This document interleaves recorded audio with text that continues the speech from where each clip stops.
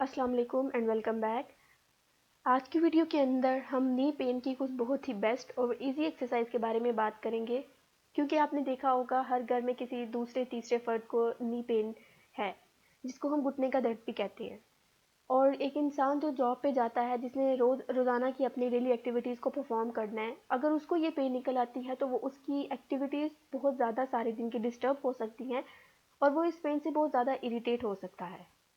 तो आज की वीडियो के अंदर हम कुछ ऐसी एक्सरसाइज को देखेंगे जिनको करने के बाद आप अपनी नी पेन को रिड्यूस कर सकते हैं।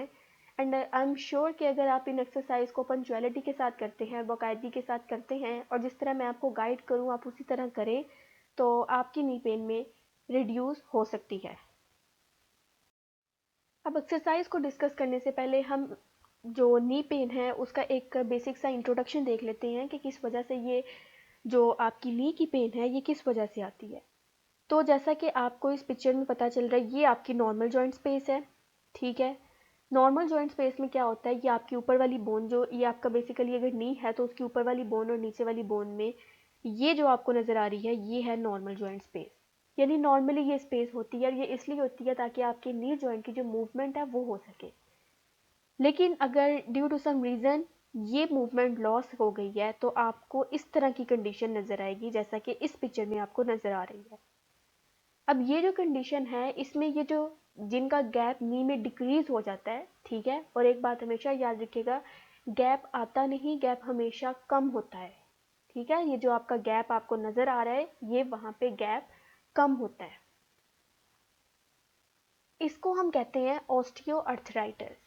ठीक है, और ज़्यादातर 80% जो आपकी पेन है नी पेन वो इसी वजह से होती है। द रेस्ट ऑफ द 20% में भी कोई और रीज़न भी हो सकता है।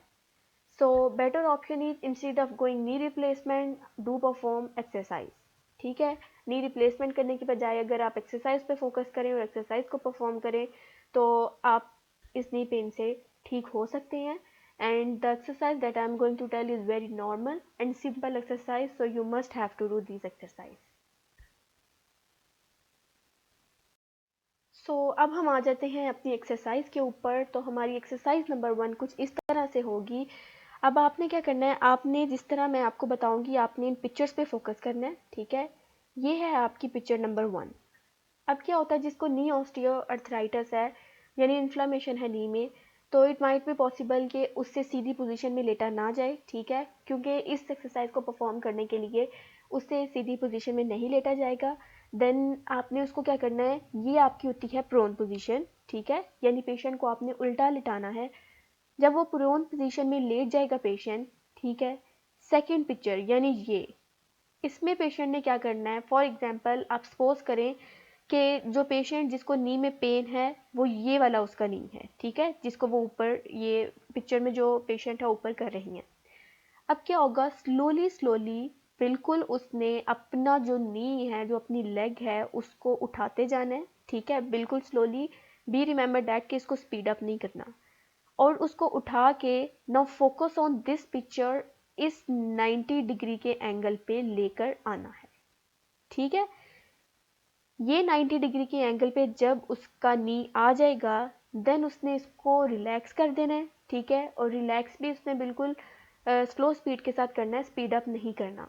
ठीक है, and during perform this exercise be remember that कि आपकी लेग जैसे ही आप इसको ऊपर लेके आ रहे हैं तो आपकी leg here and there move ना करे, वो प्रॉपरली एक 90 डिग्री के एंगल पे आ जाए।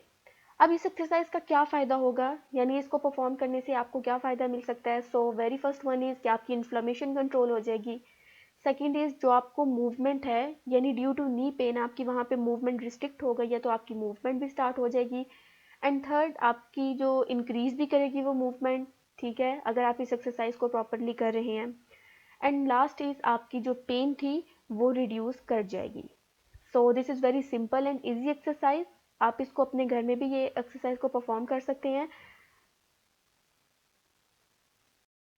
अब हम एक्सरसाइज नंबर 2 पे आते हैं, जो कि बहुत ही सिंपल सी एक्सरसाइज है। और इस एक्सरसाइज में आपने क्या करना है, आपने अपनी नी के नीचे कोई भी पिलो या शीट जो भी आपको इजीली अवेलेबल है उसको आपने ले लेना है। ठीक है, जैसा कि ये जिसको मैंने मार्क किया है, बिलो द नी आपने इसको रखना है। ठीक है, और बिलो द नी रख के आपने जैसे ही आपकी जैसे ये लेग है तो आपने इसको आहिस्ता आहिस्ता ऐसे ऊपर को टांग को उठाना है, ठीक है।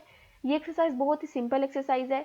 इसको 5 सेकंड के लिए आप ऊपर को होल्ड करें और इसको तकरीबन 5 to 6 टाइम परफॉर्म करें, तो ये एक्सरसाइज भी आपकी जो नी की पेन है उसको रिड्यूस कर सकती है। अब हम आते हैं अपनी एक्सरसाइज नंबर 3 की तरफ, और जो कि कुछ इस तरह से है कि आपने एक फोम रोलर लेना है, ठीक है। उसको आपने अपने नी के नीचे इस तरह से प्लेस करना है। नाउ बी रिमेंबर डैट ये कंडीशन नहीं करनी, यानी कि अब इस तरह से नहीं कि आपने कोई टॉवल ले लिया, उसको ही रोल करके आपने उसको अपने नी के नीचे रख लिया।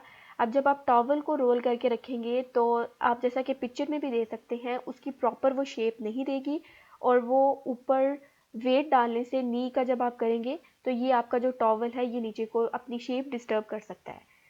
तो बेटर ऑप्शन इज आप इसको यूज़ करें, ठीक है। और इसको यूज़ करने का क्या तरीका है कि आपने जैसे ही इसको नी के नीचे रखा, आपने थाई को अपनी बिल्कुल भी ऊपर नहीं करना, आपने अपनी इस लेग को थोड़ा सा सीधा करना है, ठीक है। और ये एक्सरसाइज आपने 5 सेकंड तक के लिए होल्ड करनी है और फिर इसको दोबारा रिलैक्स कर देना है, और ये आपकी जो नी पेन है उसको रिड्यूस कर सकती है। And this is our last exercise which we call knee press ball.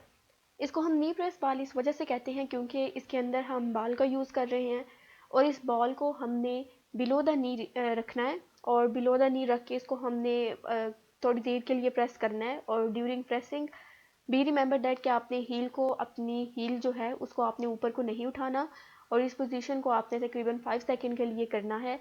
And this is exercise is very best for osteoarthritis. So yes, ये था आज का topic. And be remember that exercise is therapy. अगर आप exercise जो मैंने आपको बताई हैं, अगर आप इनको प्रॉपर सीक्वेंस के साथ करते हैं और बेस्ट सीक्वेंस के साथ करते हैं, देन आई एम श्योर कि आपको इफ़ेक्ट नज़र आएगा।